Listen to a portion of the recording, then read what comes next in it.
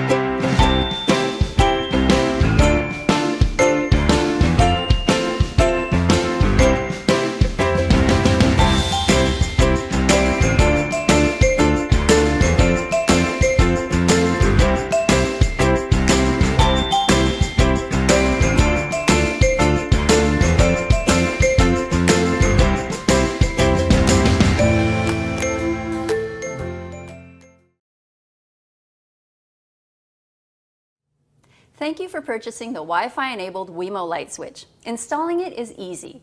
If you're familiar with basic electrical work, it takes just a few minutes. If you're not, Please don't try and do it yourself. Any licensed electrician or a friend who does know how to do basic electrical wiring should do this for you. All set? Okay, let's get started. First, check to see if you have a good strong Wi-Fi signal at the light switch by holding up your smartphone to the light switch and checking the status bar. You should have at least 2 or more status bars. Wemo light switch works with any one-way connection light, which means that it works with standard light switches that control one light or a bank of lights. If more than one switch controls the lights, that's a 3-way connection, and Wemo light switch isn't compatible. Next, turn off the power for the light switch at your circuit breaker. Normally, your circuit breaker is labeled correctly, so you can easily find which breaker turns off your light switch. Now check to make sure the power is off by flipping the switch a few times and making sure the lights don't come on. Now remove the faceplate by unscrewing these 2 screws. Then, also unscrew these 2 screws to detach the switch from the wall.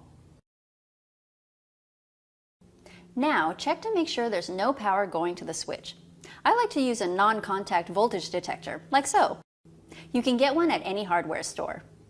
At this stage, I like to take a picture for future reference in case I need it. On this light switch, the switch wires are these black wires, connected here and here to the light switch.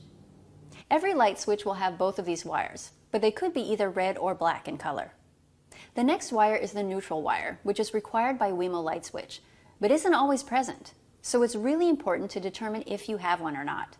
If present, the neutral wire is normally found within the wall box with a wire nut on top of it. The wire is normally white, which is the case here, but as for all the wires, it could be any color.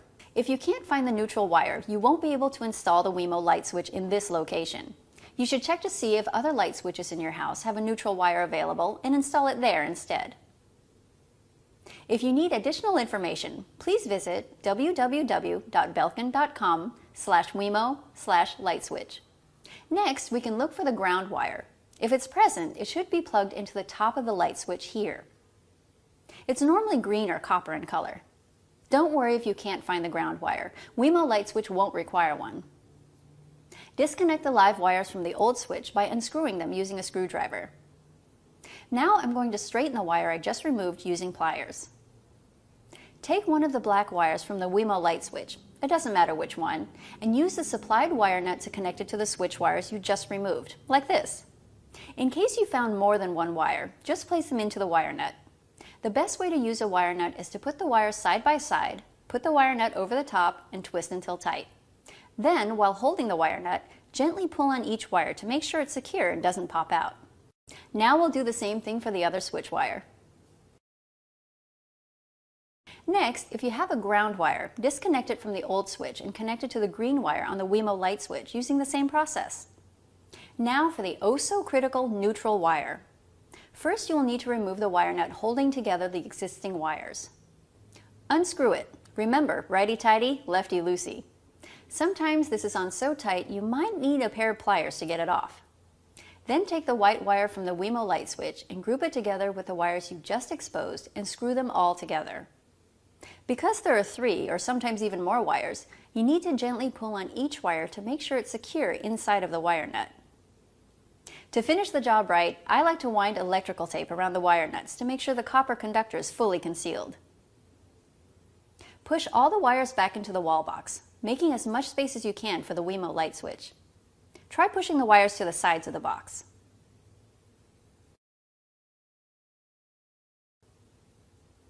Set the Wemo light switch in place, line up the screws with the wall box, and screw it in.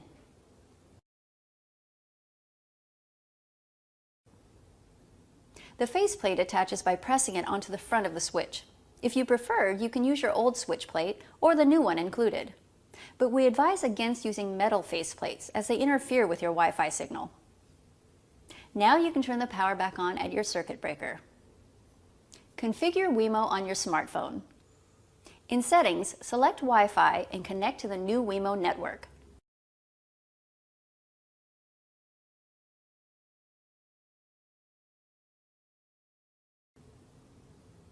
Launch the Wemo app and wait while a list of Wi-Fi networks is populated.